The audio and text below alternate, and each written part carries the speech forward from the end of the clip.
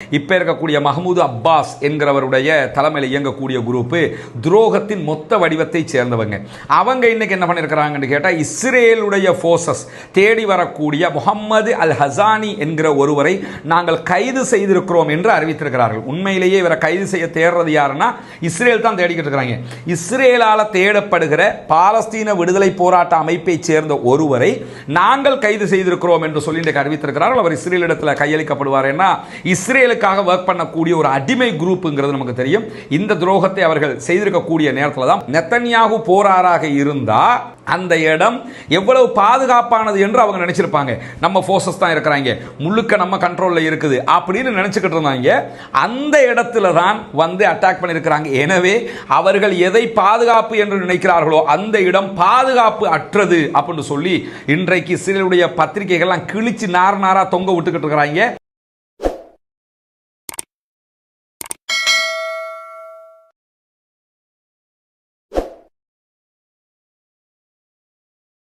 அஸ்ஸலாமு அலைக்கும் வரஹ்மத்துல்லாஹி வபரகாத்துஹு. பேரன்பிற்கினிய சகோதர சகோதரிகளே, நம் அனைவர் மீதும் ஏக இறைவனுடைய அமைதியும் கருணையும் உண்டாகட்டுமாக என்கிற உயரிய பிரார்த்தனைகளோடு 563வது நாளாகவும் காசாவிலும் காசாவையொட்டிய பாலஸ்தீன பெருநிலப்பரப்பிலும் என்னவெல்லாம் நடக்கிறது என்கிற செய்திகளை தான் இன்னைக்கும் நம்ம பார்க்க இருக்கிறோம். மக்களாம் தெரியும், நம்முடைய நேற்றைய வீடியோவில் ஒரு எக்ஸ்க்ளூசிவான செய்திகளை நம்ம சொல்லியிருந்தோம். என்ன செய்தின்னு சொன்னால், இஸ்ரேலிய ஆக்கிரமிப்பு இராணுவம் காசா ஜெயிக்கவில்லை, தோல்விக்கு மேல் தோல்வியை சந்தித்துக் கொண்டிருக்கிறார்கள் என்று சொல்லி அவர்களுடைய இராணுவத்தை சேர்ந்தவர்களே பகிரங்கமாக பேசிய செய்திகள் தான் அதில் சொல்லியிருந்தோம். குறிப்பாக அவர்களுடைய இராணுவ தளபதிகள், முன்னாள் தளபதிகள், பாராளுமன்ற உறுப்பினர்கள் எல்லாம் பேச ஆரம்பித்து விட்டார்கள். அதே நேரத்தில் இன்றைக்கும் இஸ்ரேலுக்குள்ள இஸ்ரேலிய பிரதமர் பெஞ்சமின் நெத்தன்யாகு இன்னைக்கு கோர்ட்ஸில் அவருடைய ஊழல் வழக்குக்கு ஆஜராகி இருந்தார். ஆஜராகிற போது கோர்ட்ஸுக்கு வெளியில் ஆயிரக்கணக்கான மக்கள் திரண்டு ஆர்ப்பாட்டங்களை நடத்தினார்கள். நாடு முழுவதும் ஆர்ப்பாட்டங்கள் நடத்தப்படுகிறது.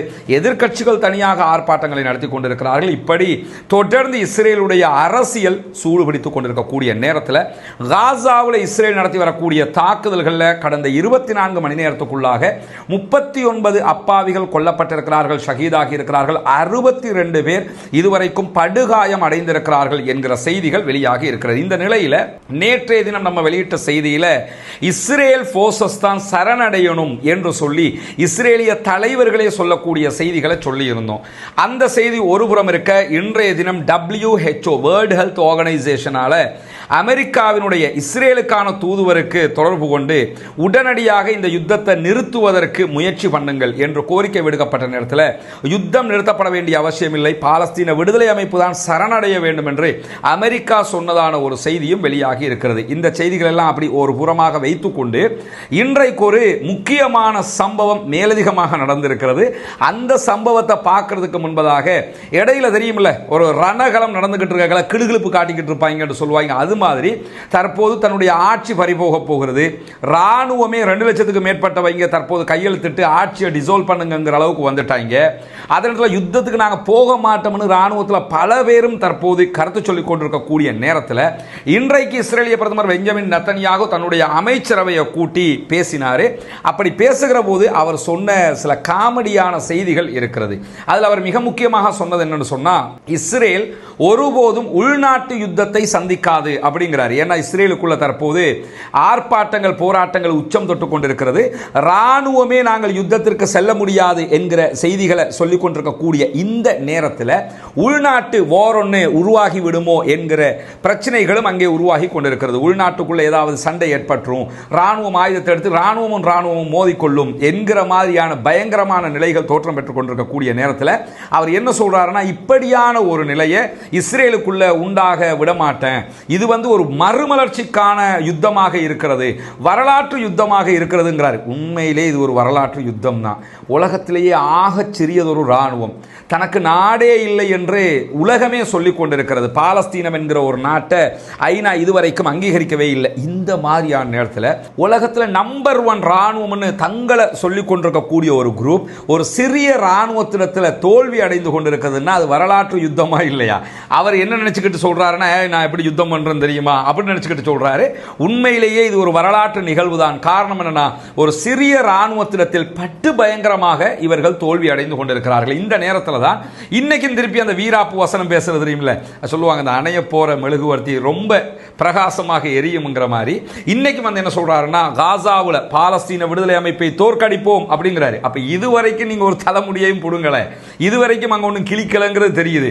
காசாவில் நாங்கள் வந்து பாலஸ்தீன விடுதலை அமைப்பை தோற்கடிப்போம், கடத்தப்பட்டிருக்கக்கூடிய எங்களுடைய பணைய கைதிகளையும் எங்களுடைய இராணுவத்தைச் சேர்ந்தவர்களையும் மீட்டு கொண்டு வருவோம், எங்களுடைய அனைத்து இலக்குகளையும் நாங்கள் அடைவோம் அப்படின்னு சொல்லியிருக்கிறார். இதை சொல்லிக்கிட்டு தான் காசாவுக்குள்ள போனாங்க. பாலஸ்தீன விடுதலை அமைப்பை அழிப்போம்னாங்க, அழிச்சு முடியல, நாங்கள் தான் தோத்துக்கிட்டு இருக்கிறோம்னு அவங்கள ஆக்களை இப்போ சொல்ல ஆரம்பிச்சிட்டாங்க.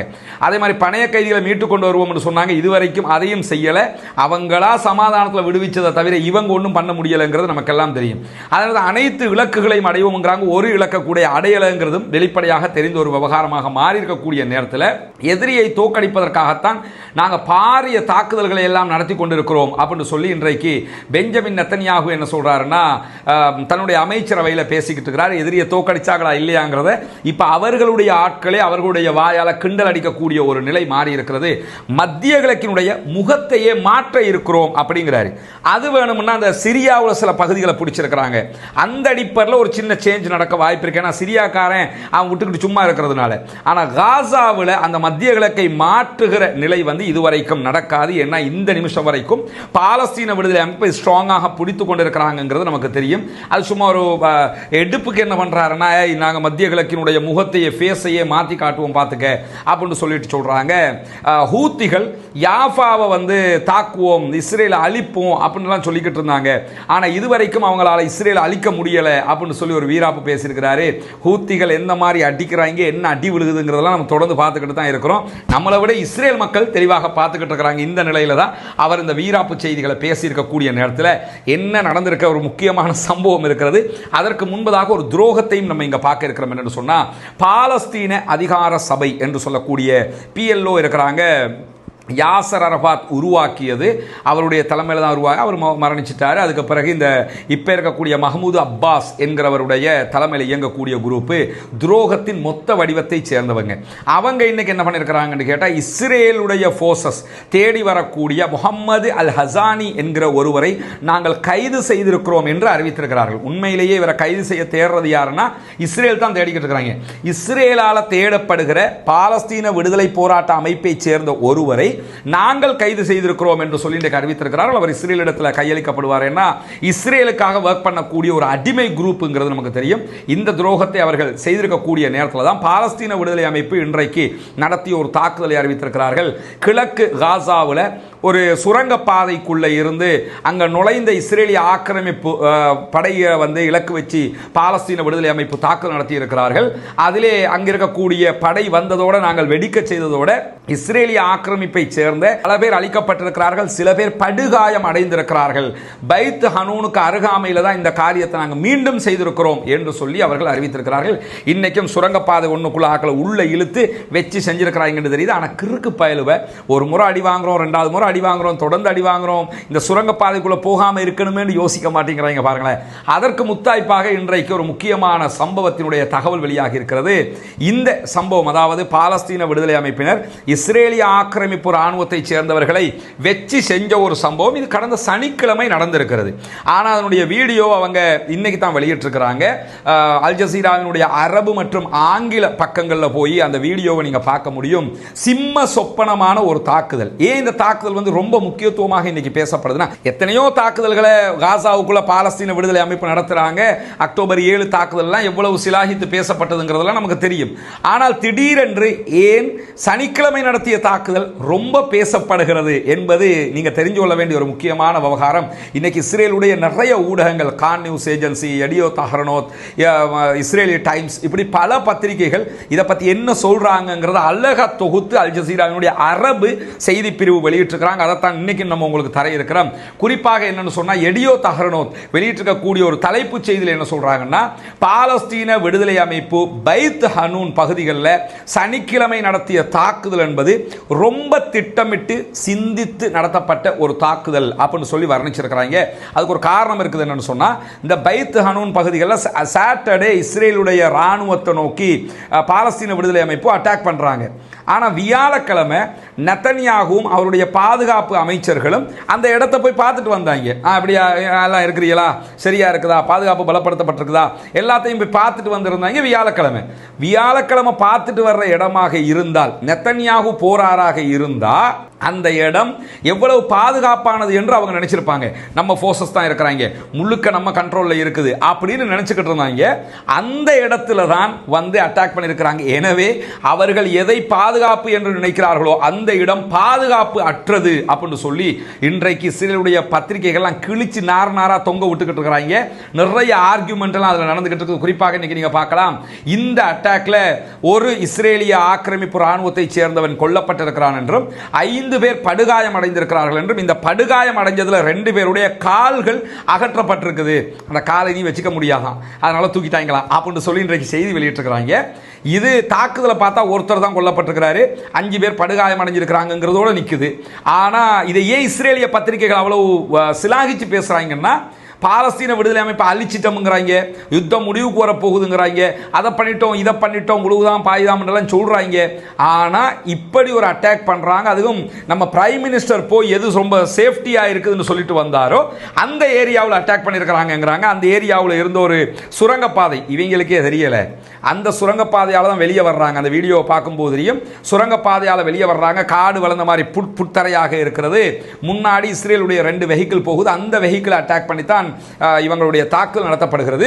ஆனா இதுல என்ன விஷயம் சொன்னா, அதிர்ஷ்டம் என்று சொல்லி இஸ்ரேலிய ஊடகங்கள் ஒரு செய்தியை சொல்றாங்க. இட்சாக் ஜொராட்ஸ் என்கிற ஹான் நியூஸ் ஏஜென்சியினுடைய பத்திரிகையாளர் சொல்லும்போது, பாலஸ்தீன விடுதலை அமைப்பு வெளியிட்ட இந்த சம்பவத்தினுடைய காட்சிகள் ரொம்ப கடுமையானது, பாதுகாப்பு தோல்வியின் உச்சத்தை இது காட்டுகிறது, இஸ்ரேலுக்கு எந்த பாதுகாப்பும் இல்லை அப்படின்னு சொல்றாரு. சொல்லிவிட்டு இந்த ராணுவ பகுதி, இந்த தாக்குதல் நடத்தப்பட்ட பகுதியில் காயமடைந்த பெண் ராணுவத்தை சேர்ந்த ஒருவரை பாலஸ்தீன விடுதலை அமைப்பு விட்டுட்டு போயிட்டாங்க, அது பெரிய அதிர்ஷ்டம் அப்படிங்கிறாங்க. ஏன் விட்டுட்டு போனாங்கன்னு தெரியல, திட்டமிட்டு விட்டுட்டு போனாங்களா, கூட்டிட்டு போய் பலனில்லைன்னு விட்டுட்டு போனாங்களா, அந்த சுரங்கப்பாதை ரொம்ப இடைவெளி சின்னதாக இருக்கும், காயம் அடைஞ்சிருக்கிறதுனால அவளை கூட்டிக்கிட்டு போக முடியாது என்கிற அந்த மார்க்க வரம்புகள் எல்லாம் யோசிச்சு விட்டுட்டு போனாங்களான்னு தெரியல. ஆனா விட்டுட்டு போயிருக்காங்க. விட்டுட்டு போனதை பத்தி பேசும்போது அந்த பத்திரிகையாளரை என்ன சொல்றாருன்னு சொன்னா, இது வந்து ரொம்ப அதிர்ஷ்டமான ஒரு விஷயம், பெரிய ஒரு பேரழிவில் முடிஞ்சிருக்கும், 5 பேர் காயம் அடைஞ்சிருக்கிறாங்க, அதுக்கு பிறகும் டைம் இருக்குது, அப்பவும் அவங்க விட்டுட்டு போயிருக்கிறாங்க. மற்றவங்க துணை ராணுவ படை சண்டைக்கு வந்துச்சு, அவங்களே அடிச்சு நொறுக்கி இருக்கிறாங்க. எனவே அவங்களோட தரப்புல எந்த மரணமும் ஏற்படல, நம்ம தரப்புல ஒருத்தர் செத்து போய் 5 பேர் படுகாயம் அடைஞ்சிருக்கிறாங்க, ஒரு பொம்பளை ராணுவத்தை சேர்ந்தவ படுகாயம் அடைஞ்சிருக்கிறா, லேசா அவளை தூக்கிட்டு போயிருக்கலாம், அவளையும் விட்டுட்டு போயிருக்கிறாங்கன்னா இது மாதிரியான ஒரு அதிர்ஷ்டம் நமக்கு எங்கேயுமே நடக்காதுன்னு சொல்லி இஸ்ரேலுடைய ஹான் நியூஸ் ஏஜென்சி சொல்றாங்க. அதுக்கு பிறகு சேனல் 20 நிருபர் அல்மோக் போக்கர் இஸ்ரேலுடைய பத்திரிகைகள் இதெல்லாம், அந்த பத்திரிகையாளர் அல்மோக் போக்கர்ங்கிறவர் இஸ்ரேலுடைய சேனல் 20 பத்திரிகையாளர். அவர் என்ன சொல்றாருன்னா, இஸ்ரேல் ராணுவத்தினுடைய இந்த செயல்பாடுங்கிறது செயல்பாட்டு தோல்வியினுடைய உச்சத்தை காட்டுது, இஸ்ரேல் ராணுவம் தோத்துக்கிட்டு இருக்குங்கிறத வெறும் பேச்சால சொல்லல, அவங்க அடி வாங்கினத்தை வச்சே சொல்லிக்கிட்டு இருக்கிறாங்க. ராணுவத்துக்கு தெரிஞ்சிருக்குது ஒரு சுரங்கப்பாதை இருக்குதுன்னு சொல்லி, ஆனா கடுக்கெடுக்காம இருந்திருக்கிறாங்க போல, அதுக்குள்ள வந்து இவங்க அட்டாக் பண்ணிருக்கிறாங்கிறாங்க. தெரிஞ்சிருந்தாலும் சும்மா இருக்க மாட்டாங்க, தெரியாததுனால தான் உள்ள வந்து அடிச்சிருக்கிறாங்க. பால் அடைஞ்சதுன்னு சொல்லி கூட இவங்க விட்டுருக்கலாம், அந்த இடத்தால தான் வெளியே வந்து என்ன பண்றாங்கன்னு அட்டாக் பண்றாங்க. குறிப்பாக இஸ்ரேலுடைய ராணுவ கண்காணிப்பு மையம் இருக்குதா இல்லையா, அதற்கும் இவங்க அட்டாக் பண்ற இடத்துக்கும் 200 மீட்டர் தான் தூரம், 200 மீட்டர் தூரத்தில் வெளியே வந்து அட்டாக் பண்ணிட்டு போறான். அப்ப கூட நமக்கு ஒன்றும் பண்ண முடியலையே அப்படின்னு சொல்லிட்டு அவனும் என்ன சொல்றான்னு கேட்டா, ரொம்ப அதிர்ஷ்டவசமாக நம்ம ஆக்கள் தப்பிச்சிட்டாங்க, இந்த முறை வந்து அவங்க நம்ம ஆக்களை பிடிச்சிட்டு போகல, பணைய கைதிகளா பிடிக்கல அப்படிங்கிறதுல ரொம்ப சந்தோஷப்படுங்க. ஆனா இதுக்கு பிறகும் இது நடக்காதுன்னு நினைச்சாங்க. எந்த நிமிஷமும் பாலஸ்தீன விடுதலை அமைப்பு நம்மளை வச்சு வெளுக்கலாம், அதுக்கு வாய்ப்பு இருக்குது அப்படின்னு சொல்லிட்டு அதே அல்மோக் போக்கர் பேசும்போது என்ன சொல்றாருன்னா, காசாவுல இருக்கக்கூடிய சின்ன சின்ன ஆயுதங்கள், நீங்க பெரிய ஆயுதங்களை அழிச்சதா எல்லாம் சொல்லிடுவீங்க, அதையும் நீங்க அழிக்கல, சின்ன சின்ன ஆயுதங்கள் ஆர்பிஜி இருக்குது, அதே மாதிரி சின்ன சின்ன தாக்குதல் ஆயுதங்கள் எல்லாம் அவங்க வச்சிருக்கிறாங்க. இந்த ஆயுதங்களை அகற்றுகிற திறன் இஸ்ரேல் ராணுவத்திட்ட இல்ல, நீங்க வேணும்னா பெரிய ஆயுத கிடங்குகளை அழிச்சிட்டோம்னு சொல்லலாம், இந்த சின்ன சின்ன வெப்பனை உங்களால் அழிக்க முடியாது. அது மட்டும் இல்லாம பாலஸ்தீன விடுதலை அமைப்பு தொடர்ந்து பாலஸ்தீன மக்கள் அவங்க தான் ஆண்டுகிட்டு இருக்கிறாங்க, கட்டுப்படுத்தி கொண்டிருக்கிறாங்க. இந்த கட்டுப்பாடு இருக்கிற வரைக்கும் நீங்க ஒன்றும் பண்ண முடியாது. பாலஸ்தீன விடுதலை அமைப்புக்கு ஆர்ப்பாட்டம் போராட்டம் என்றெல்லாம் நீங்க நியூஸ் கொடுக்கலாமே தவிர அங்க அத்தனை பேரும் பாலஸ்தீன விடுதலை அமைப்புக்கு ஆதரவாகத்தான் இருக்கிறான். 1.5 வருடங்களாக இந்த யுத்தம் நடந்து கொண்டிருக்கிறது. இதுவரைக்கும் நீங்க பாலஸ்தீன விடுதலை அமைப்பு அழிக்கவும் முடியல, ஆட்சியில இருந்து அகற்றவும் முடியல. அவங்களோட சுகாதார பிரிவு தான். அவங்க தான் அங்க இருக்கக்கூடிய மருத்துவமனைகள் எல்லாம் ஹேண்டில் பண்றாங்க. மக்களுக்கு சாப்பாடு அவங்க தான் கொடுக்குறாங்க. மொத்தத்தில் அவங்க தான் நாட்டை இன்னும் ஆண்டுகிட்டு இருக்கிறாங்க. இதை கூட உங்களால பண்ண முடியல. நீங்க போய் எப்படி அவங்கள வெல்ல போறீங்க அப்படின்னு சொல்லி அவர் பேசக்கூடிய காட்சிகளும் இன்றைக்கு பத்திரிகைகள் அவருடைய சேனல் 20 வெளியிட்டிருக்கக்கூடியதை பார்க்க முடியும். அதை தொடர்ந்து அவர் என்ன சொல்றாருன்னு சொல்லி சொன்னா, அன்பிற்கினிய சகோதர சகோதரிகளே, நமக்கெல்லாம் தெரியும் புனிதமிக்க ரமலானுடைய மாதத்தில் நம்ம வெளியிட்டு வந்த ஒரு அறிவிப்பு தான் பொத்துவில் பகுதிகளில் இலங்கையினுடைய கிழக்கு மாகாணத்தின் முதன்மை ஊராக இருக்கக்கூடிய அந்த ஊரில் ஒரு வீடு இல்லாத சகோதரர்களுக்கான 14 வீடுகளை அமைக்கிற திட்டத்தை நம்ம ஆரம்பிச்சிருக்கிறோம். அதற்குரிய பணிகள் மிக மும்முரமாக நடைபெற்று வருகிறது. அதனுடைய காட்சிகளை நீங்க பார்ப்பீங்க. வீடுகள், ஒரு வீடு முழுமையாக கம்ப்ளீட் ஆகிற ஒரு நிலைக்கு வந்திருக்கு. 2வது வீடும் முடிப்பதற்கு நெருக்கமாக வந்திருக்கிறோம். 3வது வீடு கட்டப்பட்டு கொண்டிருக்கிறது. 4வது வீட்டுக்கான ஆரம்ப பணிகளும் ஆரம்பிக்கப்பட்டு விட்டது. எனவே முதல் கட்டமாக 5 வீடுகளை முடிப்பதற்குரிய ஏற்பாடுகளில் மும்முரமாக நம்ம செயல்பட்டு வர்றோம். இது எல்லாமே உங்களுடைய ஜகாத்து மற்றும் சதகா நிதிகளை கொண்டுதான் செயல்படுத்தப்பட்டு வருகிறது என்பது உங்களுக்கு தெரியும். அந்த மக்களுக்காக நீங்கள் வழங்கக்கூடிய இந்த உதவிகள் நாளை மறுமையிலே கண்டிப்பாக இறைவனிடத்திலே மிக பெரும் பாக்கியங்களை நமக்கு பெற்றுத்தரக்கூடிய ஒன்றாக இருக்கிறது. அல்லாஹுக்காக நாம் செய்கிற அனைத்து செயல்பாடுகளுமே மறுமையை இலக்காக கொண்டதாக இருக்கிறது. சொர்க்கத்தை பெற்றுக்கொள்ளக்கூடிய இலக்கை தான் நாம் நிர்ணயித்து வைத்திருக்கிறோம். எனவேதான் இந்த பணியை நம்ம பண்ணி வர்றோம். அங்கே இருக்கக்கூடிய நம்முடைய சகோதரர்கள் அந்த பணிகளை மிக மும்முரமாக முன்னெடுத்து வருகிறார்கள். இதற்காக உங்களிடத்தில் தான் நாம் தொடர்ந்தும் உதவிகளை எதிர்பார்த்து வருகிறோம். எனவே இதற்காக உதவ விரும்புகிற சகோதர சகோதரிகள், தாய்மார்கள், பெரியவர்கள், முன்னால் தெரிகிற நம்முடைய வங்கி கணக்கிலக்கத்திற்கு உங்களால் முடிந்த உதவிகளை வாரி வழங்க முடியும். அது எவ்வளவு பெரிய தொகை அல்லது எவ்வளவு சிறிய தொகை என்பதல்ல, இறைவனிடத்திலே நன்மையை பெற்றுத்தரக்கூடிய ஒரு காரியத்திற்கு நம்மால் முடிந்த எல்லா உதவிகளையும் நாம் செய்ய முடியும். எனவே அங்கு நடக்கக்கூடிய இந்த பணிகள் வேகமாக நடைபெற்று அந்த மக்களும் நம்மை போன்ற மகிழ்ச்சியானவர்களாக மாறுவதற்கு உங்களால் முடிந்த உதவிகளை வாரி வழங்குமாறு அன்பாக கேட்டுக்கொள்ளும். அதை தொடர்ந்து அவர் என்ன சொல்றாருன்னா, பாலஸ்தீன விடுதலை அமைப்பு ஆட்சியிலிருந்து அகற்றினால் மட்டும்தான் பாலஸ்தீனத்தை நீங்கள் கைப்பற்ற முடியும். ஆனால் இதுக்கு இன்னும் நீண்ட காலம் எடுக்கும். இதெல்லாம் நாளைக்கு முடிச்சிட முடியாது, நீண்ட காலம் எடுக்கும். இது எல்லாமே அல் ஜசீரா சொல்றதில்ல, அல்லது பிரஸ் டிவி சொல்றதில்ல, குதுஸ் நெட்வொர்க் சொல்லல, வேற எந்த இஸ்லாமியர்களுடைய ஊடகமும் சொல்லல, எந்த அரபு நாட்டு பத்திரிகையும் சொல்லல. இதை சொல்றது இஸ்ரேலுடைய ஊடகங்கள். அதை புரிஞ்சுக்கிறங்க. இன்றைக்கு மிக தெளிவாக அவருடைய ஊடகங்கள் இதை நீங்க போய் பார்க்க முடியும். அது மட்டுமல்லாம தொடர்ந்து பேசும்போது எடியோ தஹ்ரனோத் பத்திரிகை இந்த தாக்குதல் சம்பந்தமாக, இந்த தாக்குதல் எப்படி நடந்துச்சுங்கிற அந்த புகைப்படங்கள் எல்லாம் இன்றைக்கு அரபு ஊடகங்கள்ல அதாவது ரொம்ப ஃபேமஸாக வைரலாக பேசப்படுது. எக்ஸ்லாம் நீங்க போய் பார்க்க முடியும்.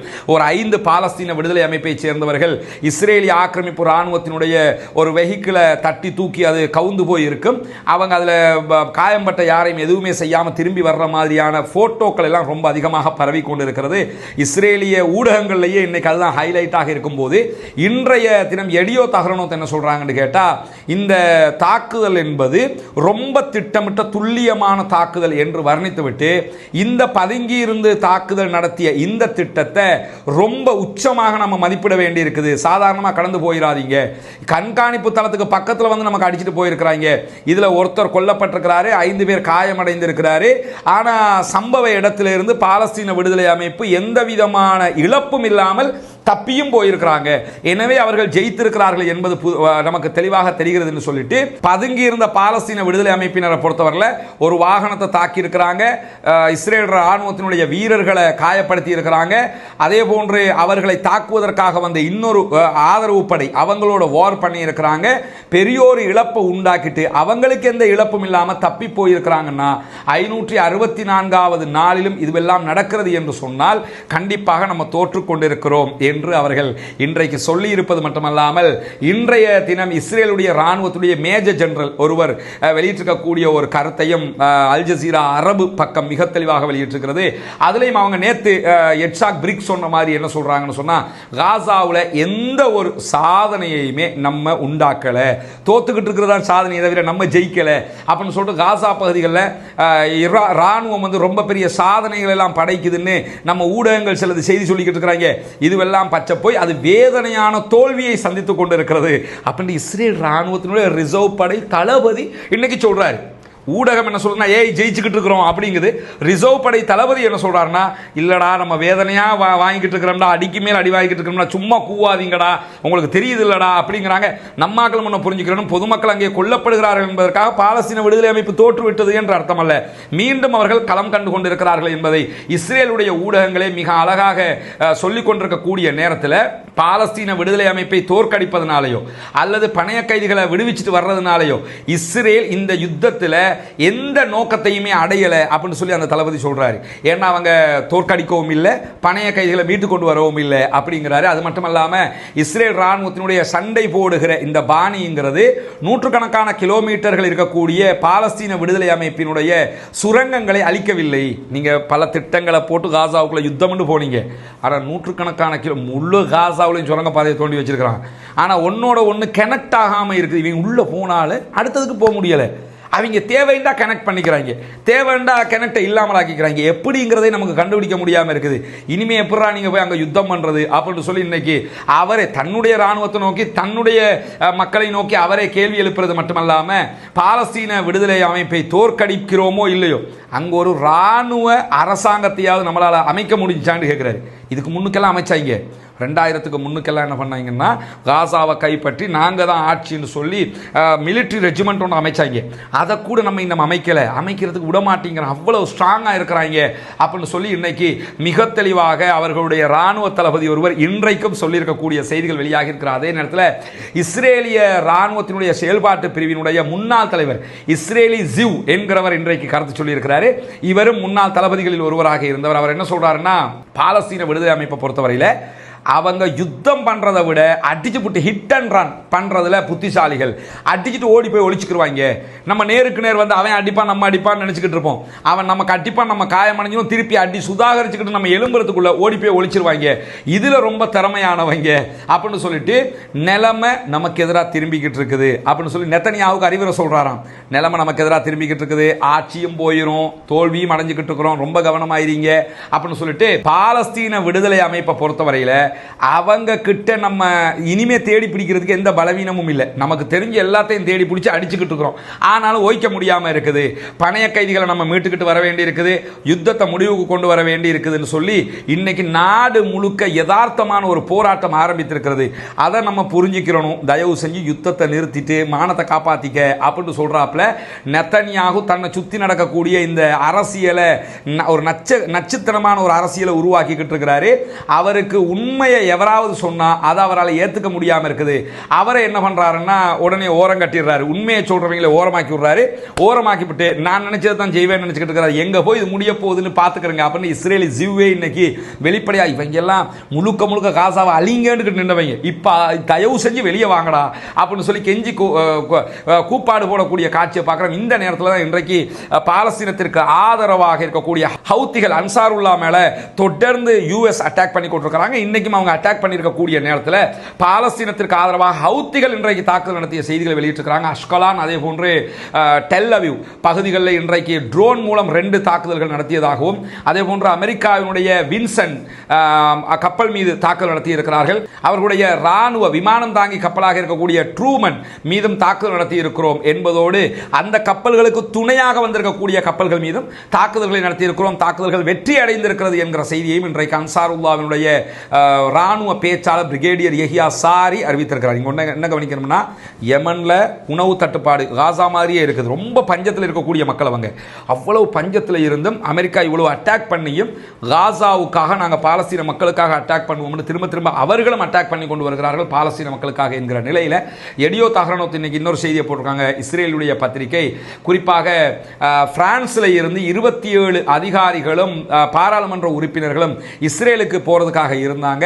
அவர்களை உள்ளே நுழைவதற்கு இஸ்ரேல் தடை விதித்திருக்கிறது. ஏன்னா இமானுவேல் மக்ரான் பிரான்சினுடைய தலைவர் அடுத்த ஜூன் மாசத்தில் பாலஸ்தீனத்தை தனி நாடாக அங்கீகரிப்பேன் இருக்கிறார். அல்லாஹ் நாடி அது நடக்குமாக இருந்தால் ஐநாவினுடைய பாதுகாப்பு கவுன்சில் வீட்டோ பவர் கொண்ட 5 நாடுகளில் முதல் நாடாக பாலஸ்தீனத்தை பிரான்ஸ் அங்கீகரிக்கும் என்பதில் எந்த மாற்று கருத்தும் இல்லை.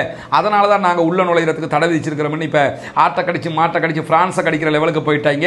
இதுவெல்லாம் இஸ்ரேலிய பிரதமர் பெஞ்சமின் நெத்தன்யாஹுக்கு எதிராக திரும்பக்கூடிய காரியங்கள் விஷயங்களாகத்தான் மாறி இருக்கிறது. பொறுத்திருந்து பார்ப்போம் என்னவெல்லாம் நடக்கிறது என்பதை. பாலஸ்தீனத்திற்கு ஆதரவாக இருக்கிறார்களோ இல்லையோ, இஸ்ரேலிய பெஞ்சமின் நெத்தன்யாகுவுடைய அரசாங்கத்திற்கு எதிராக அவர்களுடைய மக்களே தற்போது திரள ஆரம்பித்திருக்கிறார்கள் என்கிற செய்திகள் வெளியாகி கொண்டிருக்கிறது. நெத்தன்யாகுவினுடைய அழிவு காலம் நெருங்கிக் கொண்டே இருக்கிறது. பாலஸ்தீன மக்கள் வெற்றிக்கு மேல் வெற்றி பெறக்கூடிய ஒரு நிலையை நம்ம பார்த்துக்கிட்டே வர்றோம். வல்லா ரஹ்மான் அவர்களுக்கு அருள் புரிய வேண்டும். பாலஸ்தீனம் வெற்றி பெற வேண்டும். பாலஸ்தீனம் சுதந்திரம் அடைய வேண்டும். பாலஸ்தீன மக்கள் நம்மை போன்ற நிம்மதியானவர்களாக மாற வேண்டும் என்கிற உயரிய பிரார்த்தனைகளோடு பாலஸ்தீன மக்களுக்காக வல்ல ரஹ்மான் அல்லாஹ்விடத்தில் பிரார்த்திக்கிற அதே நேரம் இஸ்ரேலிய ஆக்கிரமிப்பு ராணுவத்திற்கு எதிராக தொடர்ந்து குனூத்து நாசிலாவை ஓத மறந்து விடாதீர்கள் என்கிற உயரிய கோரிக்கைகளோடும் பாலஸ்தீன மக்களுக்காக ஜனநாயக ரீதியாக குரல் எழுப்புவோமாக வாகிறது. அல்ஹம்துலில்லாஹி ரப்பில் ஆலமீன்.